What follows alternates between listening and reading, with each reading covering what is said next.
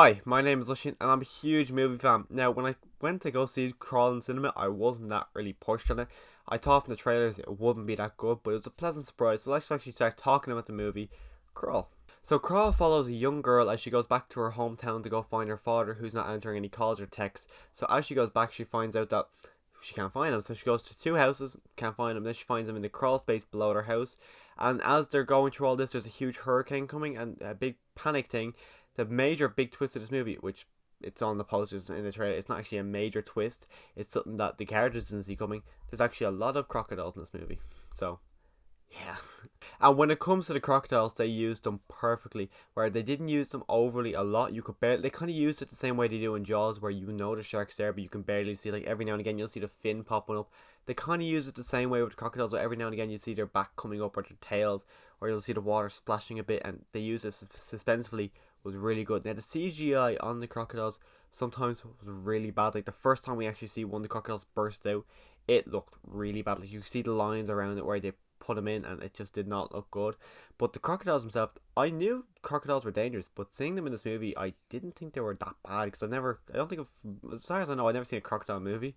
So seeing this, they're a lot worse than what I thought. But now I thought they could just bite your hand off one bite. They actually can't, and that was a bit horrible to look at. Like it's, if you are very squeamish, I would not recommend this movie at all because I'm a little bit, so some scenes I didn't look away, but I was very hesitant to look. But if you are squeamish at all, do not watch this because you will not enjoy yourself at all.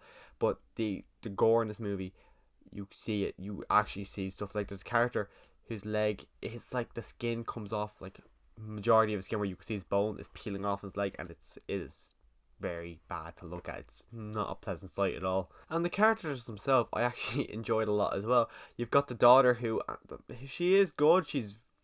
Sometimes she's not the smartest, where she goes out to get something and instead of come back to a safe place, she'll decide to stay where she was to do whatever she went out to do instead of taking the thing that they had to bring back to the safe place. She just decides to use it there, and of course crocodiles come up. It's like she just doesn't think about before doing things. She just goes and straight to it, which puts herself and her father in many dangerous situations. Now her dad, I liked a lot because he was a lot smarter than she was. It could be with age as well, but I just preferred him a lot more than I preferred her. But still, the chemistry the two had them together was brilliantly. You actually could believe that they are father and daughter because they play it off extremely well. As I said, I wasn't really expecting anything from this movie, but I thought it was a majorly pleasant surprise because when I seen the trailer, I thought it'd be just some crap movie that was not enjoyable at all. But I enjoyed it from start to finish. I really enjoyed this movie. It had me on my edge of my seat a lot. I jumped a few times from some of the jump scares because I care about these characters. I wanted them to survive this. It's not like one of those situations where I couldn't care less if the characters survive, not because they got me to care from these characters right from the start of this movie. And I'm glad because that really does help you, especially in a thriller horror kind of movie, helps you care a lot more about the plot and seeing how the story progresses. So from them getting it right out of the gate was the best part. So that's how I actually really enjoyed this movie, and I would recommend it a lot. Now there is some things that aren't massively good, but there is some stuff that is great, like the gore stuff. You see a man get ripped apart from 5 different crocodiles all at once, and the bad stuff is it's just there's a lot of stupidity in this movie where you just think, just if you just stop and thought, it's, I know I said it with the daughter, but if she just stopped and thought a lot, I think a lot of stuff would turn out better.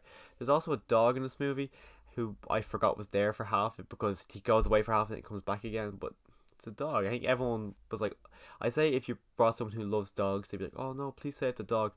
I didn't care. I said just leave the dog and get out of there yourselves, but of course you have to save the dog. Overall, I really enjoyed this movie. I don't think I would actually ever watch it again, but I'd highly recommend it. I don't think it's one of those ones that you'd have to go out and see in cinema. Maybe just watch it on Netflix. It's perfectly fine to watch it on a small screen.